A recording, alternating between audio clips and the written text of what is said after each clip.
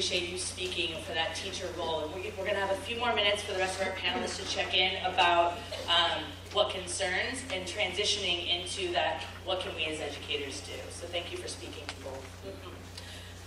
Thank you. My name is Noni Kazi, and I'm here representing the NAACP, but in my other life, I run an organization called BEAM. BEAM stands for Black Educational Achievement Movement. And we do conferences for African American students throughout the state of Oregon, where Black professionals come back and try to give our young people hope. And you know, as I look around the room, this has been my life in Oregon. I've been here my whole life, and this was my school, Lincoln High School, and I sat in classes my whole life when I was one of, you know, or the first time. So we have Black and brown children that sit in our classrooms empty a lot of times, that don't see themselves in the curriculum, that are scared to say anything. Hold on, just gonna pause it really quick. They see Black and brown children who are not even in our curriculum. What does that even mean? Like, what does it mean? The curriculum should be just centered, okay? This is for everybody. What could they add to the curriculum that would that Black and brown children could see themselves in? Any more than white people could see themselves in, or red people could see themselves in. Explain that to me. Explain that logic to me. How, I mean, history?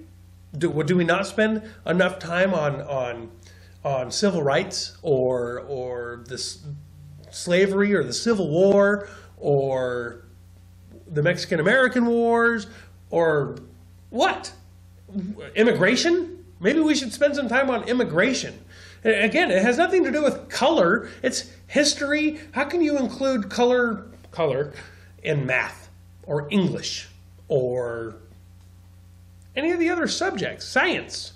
How do you include color in any of those subjects? The only subjects that they're supposed to be teaching our kids in the first place.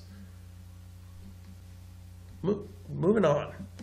And so one of the things that I'm thinking about, that I thought about, is bravery. When I started this conference, I lost my job because no one could stand up. No one could speak truth to power. And as I watched my colleagues, when I came back on Monday morning and they used a crazy excuse that I had run out of hours all of a sudden after working at the community college for years, I looked and I thought somebody would say something. Not for me, but for our students, because they deserve something. Maybe you're just a sucky teacher. No one said anything. People emailed me behind the scenes. We know this is wrong. So this is happening again. And I keep hearing people say, will you stand? But not only will you stand, can you say something when you're standing, right? Don't just stand. Like, people talk about allies. I think she's talking to conservatives right now. Save me. I need people to stand by my side. It's time to start standing up and standing up for what's right. Doing the right thing, conservatives. None of us have been trained in these graduate programs to say something. And I know it terrorizes us when our jobs are on the line, you know, when power is in the room. But if we can't stand, who's going to help these children? I listen, if we think young people are not talking about this, you are wrong. I bet they're talking about it. We also do a middle school conference. And our middle school kids, if they don't hear it from us, they're hearing it from each other. True that. And they're scared, and they hear it from their parents, and then it comes, but they're seen and not heard. So then I'm going to pause it right there. So the kids are scared. And like she said, where are they getting their information? They're either getting it from us or they're getting it from their peers. And where are the peers getting it from? From their parents and teachers. So, I mean, just look at this entire thing right here, this entire event that's going on with these people. What are they doing? They're talking about fear. They're talking about how everybody should be afraid of this new Trump administration. But our kids are afraid. It's your fault. You're doing it. You're making them afraid because you're afraid for no reason. No reason yet, anyway. I mean, you guys are calling Trump Hitler with nothing to back it up for.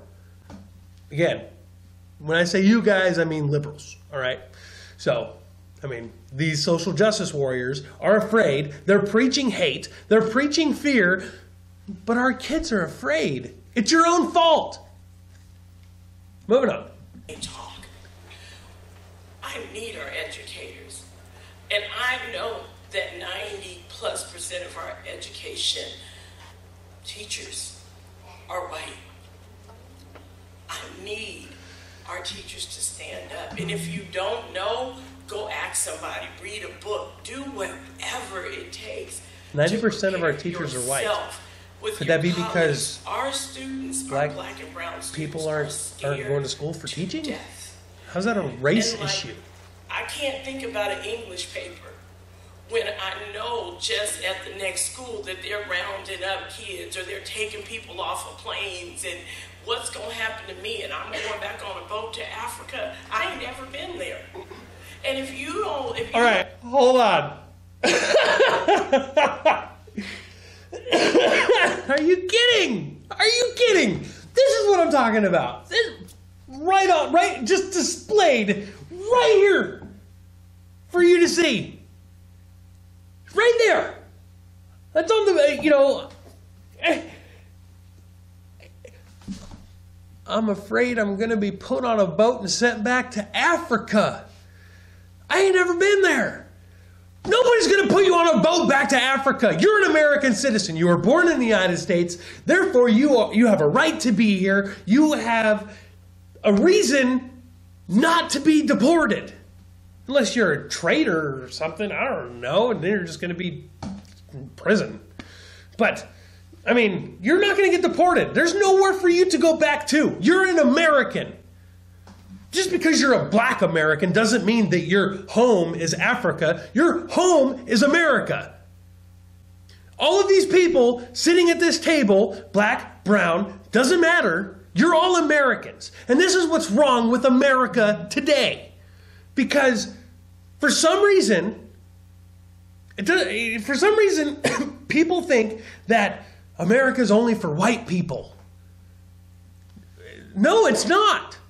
America's for white people, black people, brown people, red people, yellow people, pink people, purple people. It doesn't matter. Everybody. If you are born in this country, you are an American.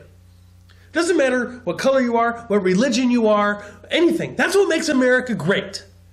And why America is not great is because of people like this who refuse to admit that they are an American. For them, the line is so blurry. They believe that because we're going to be deporting people who are not here legally, who did not follow the process to come into this country, that we're just going to deport everybody who does not look like them, or us, or him, or her, or him, her, or him, or him, he, whatever pronouns they want to use. That's delusion. That's idiocy. That's ignorance at the utmost level. There's no excuse for it whatsoever except for, for a long time during the Bush administration, all they did was call Americans, or conservatives, fearmongers. Because conservatives sat there and said, we have a threat. There is a threat to the United States. Conservatives are still doing that. Republicans are still doing that. Anybody right of center, I should say right of an intelligent Democrat, knows that there is a threat. The threat is ISIS. Okay? ISIS is a threat to the United States. It's a threat to the world. As we've seen in Europe, not just one country in Europe, all of Europe has pretty much had an attack or been affected by ISIS. For the refugees, or from people who were radicalized while they were there, or what have you, we have a threat. Okay? Hence the travel ban from massively concentrated terrorist populations. Okay? Has nothing to do with 9/11. It has to do with massively concentrated terrorist populations. Where is ISIS? Libya, Syria, Iraq. Who else hates us and is blowing missiles and all sorts of stuff? Iran. Okay. I mean, there's a few more. All right. So, again, comments. There's comments below here. Feel free to justify any of this crap that I keep hearing over and over again from these social justice, quote unquote, warriors and liberals who think that they have an argument, but obviously, or I don't know, maybe I'm the crazy one, they don't have an argument. And if you think they do, again, please leave it in the comments, educate me, teach me, explain to me the logic behind somebody sitting there saying they're going to put me on a boat and send me back to Africa. Anybody, please, for the love of God, put it in the comments. Tell me about it. Moving on. Experience living like that. Like, you have no idea the things our students are facing. So I want to talk about equity, equal, but what I know is being a black woman in the state of Oregon who went to Chapman Elementary School, Lincoln High School, Linfield, all these places where I was only 1 or 2. And that alone is scary, without all the rhetoric that's saying, you're not welcome, go back home, you don't belong here. So that was my don't just stand, please speak up and be brave.